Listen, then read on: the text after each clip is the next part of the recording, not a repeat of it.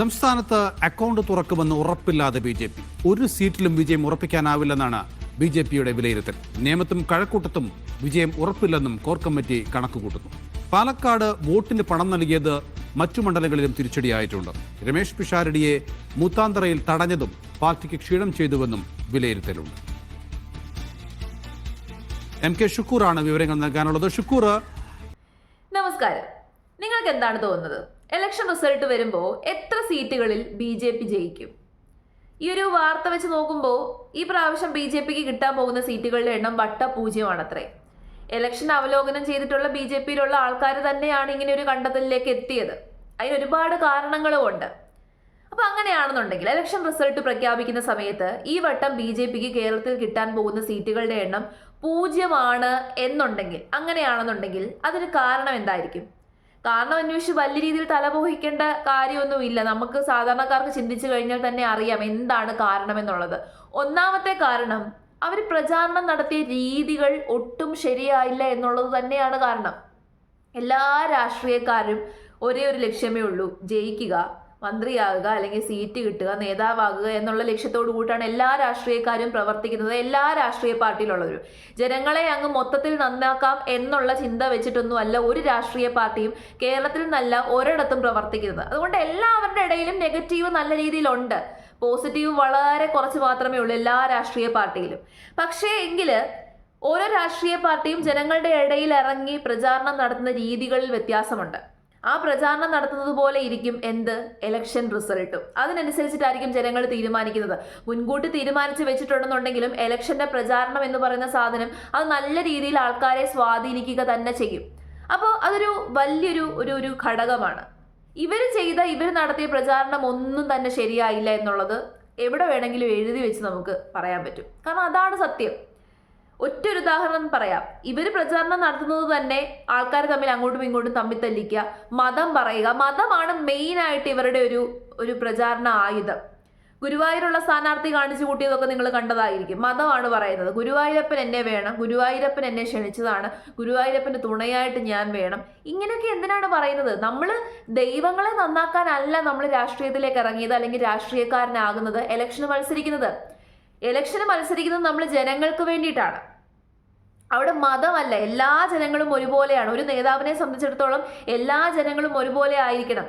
ഒരു പർട്ടിക്കുലർ മതവിഭാഗത്തിലുള്ള ആൾക്കാരോട് കുറച്ചും കൂടി പ്രീതി, മറ്റുള്ളവരോട് പ്രീതി കുറവ്, അങ്ങനെ പാടില്ല. അതിപ്പോൾ ഏത് നേതാവായിക്കോട്ടെ, ആ രാഷ്ട്രീയക്കാരൻ്റെ മതം ഏതായിക്കോട്ടെ, ജാതി ഏതായിക്കോട്ടെ, അവരെല്ലാ മനുഷ്യന്മാരെയും ഒരേപോലെ കാണുന്നവരായിരിക്കണം.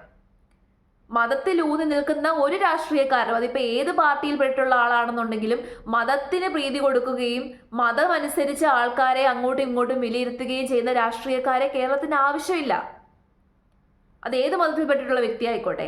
ആ രീതിയിൽ രാഷ്ട്രീയത്തിലേക്ക് ഇറങ്ങുകയും പ്രവർത്തനം നടത്തുകയും ചെയ്യുന്ന വ്യക്തികളെ നമ്മൾ ഒരിക്കലും വിശ്വസിക്കത്തില്ല. ബി.ജെ.പിയിലുള്ള പല സ്ഥാനാർത്ഥികളും ആ രീതിയിലായിരുന്നു പ്രചാരണം നടത്തിക്കൊണ്ടിരുന്നത്. ദൈവത്തെ പിടിച്ചിട്ടാണ് കേരളത്തിലുള്ള മിക്ക സ്ഥാനാർത്ഥികളും ഈ ഒരു പ്രചാരണം നടത്തിയത്. അതാണ് ഒരു മെയിൻ വിഷയം. രണ്ടാമത്തെ മെയിൻ വിഷയം തന്നെ സ്ഥാനാർത്ഥികളാണ്. കഴിവ് ഉള്ള സ്ഥാനാർത്ഥികളായിട്ട് നമുക്ക് തോന്നിയില്ല. സീരിയലിലും സിനിമയിലും ഒക്കെ നിൽക്കുന്ന കുറേ എണ്ണത്തിനെ പിടിച്ചു നിർത്തുന്നു. അവരവിടെ ഇവിടെയൊക്കെ പൊട്ടത്തരങ്ങൾ പറയുന്നു, വിവാദങ്ങൾ ഉണ്ടാക്കുന്നു, മാധ്യമ ചർച്ചയാകുന്നു. ഇതാണ് നടന്നത്. ഇനി കുറച്ചൊക്കെ സ്ട്രോങ് ആയിട്ടുള്ള എക്സ്പീരിയൻസ്ഡ് ആയിട്ടുള്ള സ്ഥാനാർത്ഥിയാണെന്നുണ്ടെങ്കിലോ അവിടെയും വിഷയമാണ്. പാലക്കാട് നടന്നത് നമ്മൾ കണ്ടതാണ്. പാലക്കാട് എന്തൊക്കെ വിവാദങ്ങളാണ് ഉണ്ടായത്. എനിക്ക് തോന്നുന്നു ഇലക്ഷന്റെ ഈ ഒരു ഇലക്ഷൻ പ്രഖ്യാപിച്ചതിന് ശേഷം ഏറ്റവും കൂടുതൽ വിവാദം ഉണ്ടായത് പാലക്കാടാണ്. ശോഭാ സുരേന്ദ്രൻ നിന്നിരുന്ന സ്ഥലം. രമേശ് പിഷാരടിയെ തടയുന്നു. രമേശ് പിഷാരടിക്കെതിരെ അനാവശ്യമായിട്ടുള്ള കുറെ കാര്യങ്ങൾ, വിവാദങ്ങൾ ഉണ്ടാക്കുന്നു. അയാളെ സ്ത്രീവിരുദ്ധനാക്കുന്നു. ഒരു സ്ഥാനാർത്ഥിയെ സംബന്ധിച്ചിടത്തോളം അയാൾക്ക് പ്രചാരണം നടത്താനുള്ള അവകാശമുണ്ട്. എവിടെ വേണമെങ്കിലും പോയി പ്രചാരണം നടത്താം. ഒരു വ്യക്തിയുടെ പ്രൈവറ്റ് പ്രോപ്പർട്ടി, അത് ആ പ്രൈവറ്റ് ആയിട്ടുള്ള പ്രോപ്പർട്ടിയിലേക്ക് കടക്കാൻ പാടില്ല എന്ന് ആ വ്യക്തി പറഞ്ഞു കഴിഞ്ഞാൽ ഓക്കെ, അംഗീകരിക്കാം. പക്ഷെ അല്ലാത്ത പക്ഷം പബ്ലിക്കായിട്ട് പോയിട്ട് റോഡുകളിൽ നിന്നോ എവിടെ നിന്ന് വേണമെങ്കിലും പ്രചാരണം നടത്താനുള്ള അവകാശം ഒരു സ്ഥാനാർത്ഥിക്കുണ്ട്. ആ അവകാശത്തെയാണ് അവിടെ തടഞ്ഞത്. അതിനുശേഷം അത് വിവാദമായതോട് കൂടിയിട്ട് അയാളെ സ്ത്രീവിരുദ്ധനാക്കുന്നു. പിന്നെ ഏറ്റവും ഒടുവിൽ ഇലക്ഷന്റെ തൊട്ട് തലേന്ന് വന്ന വിവാദം, അതാണ് ഏറ്റവും കൂടുതൽ പിടിച്ചു കുലുക്കിയത്. ബി.ജെ.പിയെ സംബന്ധിച്ചിടത്തോളം ഏറ്റവും കൂടുതൽ ക്ഷീണം ഉണ്ടാക്കിയതും ആ ഒരു വിവാദമാണ്. വോട്ടിന് നോട്ട്. ശോഭാ സുരേന്ദ്രന് സ്വന്തം കൈ കൊണ്ട് കൊടുത്തില്ല എന്നുണ്ടെങ്കിലും അത് ശോഭാ സുരേന്ദ്രന്റെ തലയിൽ തന്നെയാണ്. ഇതുവരെയും അതിന് തെളിവുകളൊന്നുമില്ല. ആരാണ് കൊടുത്തത്, ആരാണ് കൊടുക്കാതിരുന്നത് എന്നുള്ളതിന് തെളിവുകളില്ല. അപ്പൊ അൾട്ടിമേറ്റ്ലി വിരൽ ചൂണ്ടുന്നത് ശോഭാ സുരേന്ദ്രനിലേക്കാണ്.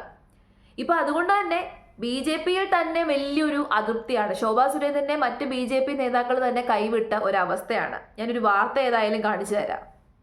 ശോഭാ സുരേന്ദ്രനോട് കടുത്ത അതൃപ്തിയിൽ BJP സംസ്ഥാന നേതൃത്വം. BJP-യുടെ തെരഞ്ഞെടുപ്പ് അവലോകന യോഗ സംഘത്തിൽ നിന്ന് ജനറൽ സെക്രട്ടറിയായ ശോഭാ സുരേന്ദ്രനെ ഒഴിവാക്കി. ശോഭയ്ക്കെതിരെയുള്ള തുടർച്ചയായ പരാതികൾക്ക് പിന്നാലെയാണ് തീരുമാനം. വോട്ടിന് പണമാരോപണത്തിനും BJP സംസ്ഥാന നേതൃത്വത്തിന് കടുത്ത എതിർപ്പുണ്ട്.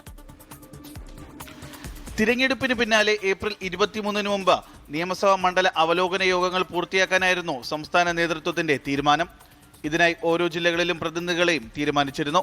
ഇതിൽ നിന്നാണ് സംസ്ഥാന ജനറൽ സെക്രട്ടറിയായ ശോഭാ സുരേന്ദ്രനെ ഒഴിവാക്കിയത്. MT രമേശ്, S സുരേഷ്, അനൂപ് ആന്റണി തുടങ്ങിയ ജനറൽ സെക്രട്ടറിമാരും മുതിർന്ന നേതാക്കളും 11 ജില്ലകളിലെയും അവലോകന യോഗങ്ങളിൽ പങ്കെടുക്കും. BJP സംസ്ഥാന വൈസ് പ്രസിഡന്റ് K സോമന്റെ പരാതിയെ തുടർന്നാണ് ശോഭാ സുരേന്ദ്രനെ ഒഴിവാക്കിയതെന്നാണ് സൂചന. ആലപ്പുഴയിലെ മഹിളാ നേതാവ് ബിന്ദു ഉദയകുമാറിനെ ഫോണിൽ വിളിച്ച് ഭീഷണിപ്പെടുത്തുന്നതിനിടെ ശോഭാ സുരേന്ദ്രൻ K സോമനെ പരാമർശിച്ചിരുന്നു. വോട്ടിന് പണം നൽകി എന്ന പരാതിയിലും ശോഭയ്ക്കെതിരെ കടുത്ത എതിർപ്പാണ് പാർട്ടിക്കുള്ളിൽ പുകയുന്നത്. കണ്ടില്ലേ, മൊത്തത്തിൽ ഇപ്പൊ BJP നേതാക്കൾക്ക് മൊത്തത്തിലൊരു അതൃപ്തിയായി, ശോഭാ സുരേന്ദ്രനോട് അതൃപ്തിയായി. സത്യത്തില് ആ ഒരു വിഷയം കൊണ്ട് മറ്റുള്ളവർക്കും കൂടിയാണ് പ്രശ്നം ഉണ്ടായത്. ഇനിയിപ്പോ പണം എറിയാത്ത BJP നേതാക്കൾക്കും അത് പ്രശ്നമായില്ലേ, പണം കൊടുക്കാത്ത സ്ഥാനാർത്ഥികൾക്കും അതൊരു പ്രശ്നമായില്ലേ.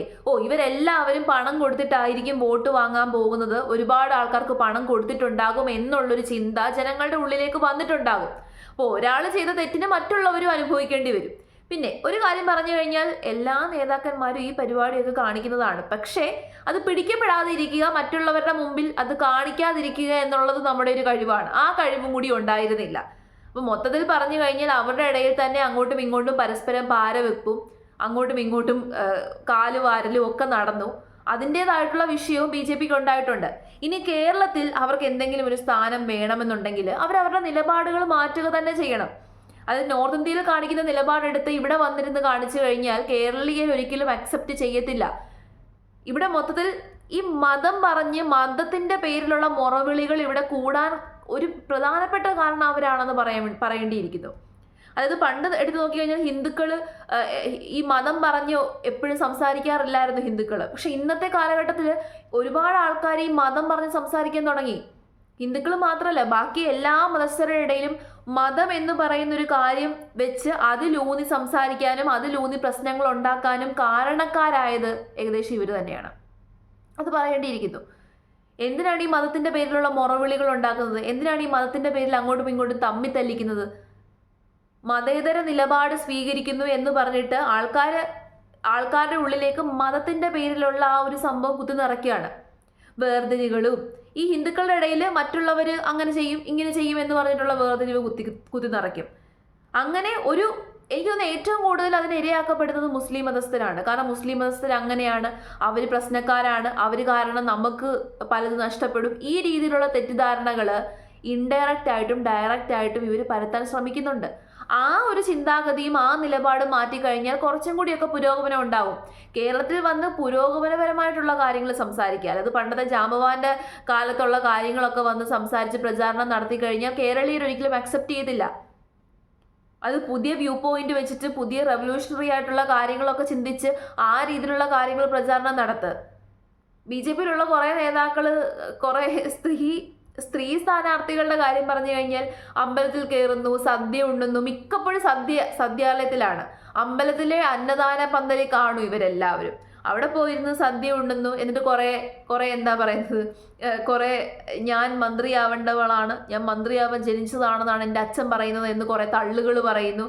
കുറേ അറിയാത്ത കാര്യങ്ങളൊക്കെ വിളിച്ചു പറയുന്നു. അങ്ങനെ അങ്ങോട്ടും ഇങ്ങോട്ടും ഒക്കെ ട്രോളുകൾ ഇരുന്ന് വാങ്ങിച്ച്, കുറേ കളിയാക്കലുകൾ ഇരുന്ന് വാങ്ങിച്ച് അത് മാത്രമാണ് ചെയ്തുകൊണ്ടിരിക്കുന്നത്. അപ്പോൾ ഈ രീതിയിലൊന്നും ജനങ്ങളുടെ അടുത്തേക്ക് സ്ഥാനം പിടിക്കാനോ ജനങ്ങളുടെ മനസ്സിലേക്ക് സ്ഥാനം പിടിക്കാനോ പറ്റത്തില്ല. കണ്ടിന്യൂസ് ആയിട്ട് ജനങ്ങളുടെ ഇടയിൽ ഇറങ്ങി വർക്ക് ചെയ്യണം. നമ്മളിൽ ഒരാളാണ് ഈ സ്ഥാനാർത്ഥി എന്ന് ജനങ്ങൾക്ക് തോന്നണം. ആ തോന്നലും, അതായത് നമ്മൾക്ക് പൂർണ്ണമായിട്ടും ട്രസ്റ്റ് ചെയ്യാൻ പറ്റുമെന്നുള്ളൊരു തോന്നൽ ഉണ്ടാക്കിയെടുക്കുന്നിടത്തോളം കാലം, ഉണ്ടാക്കിയെടുത്തെങ്കിൽ മാത്രമേ ഇവർക്കൊക്കെ നിലനിൽപ്പുള്ളൂ. അതിപ്പോൾ ഏത് രാഷ്ട്രീയക്കാരനായാലും എങ്കിലേ നിലനിൽപ്പുള്ളൂ. പിന്നെ കേരളത്തിൽ അനാവശ്യമായിട്ടുള്ള കുറേ തെറ്റിദ്ധാരണകളും കുറേ സംഭവങ്ങളും ഒക്കെ പരത്തുന്നുണ്ട്. അത് വേറൊരു കാര്യം. അത്തരം തെറ്റിദ്ധാരണകളെല്ലാം ഒഴിവാക്കി മതപരമായിട്ടുള്ള കാര്യങ്ങളിൽ ഊന്നൽ കൊടുക്കാതെ മതം പറഞ്ഞ് പ്രചാരണം നടത്താതെ എപ്പോഴാണോ മനുഷ്യന്മാർക്ക് വേണ്ടി പ്രചാരണം നടത്തുന്നത് എങ്കിൽ മാത്രമേ BJP എന്ന് പറയുന്ന ആ ഒരു രാഷ്ട്രീയ പാർട്ടിക്ക് കേരളത്തിൽ വേരുറപ്പിക്കാൻ പറ്റത്തുള്ളൂ. ഇല്ലെന്നുണ്ടെങ്കിൽ വേരോടും എന്ന് വിചാരിച്ചിട്ട് കാര്യമില്ല.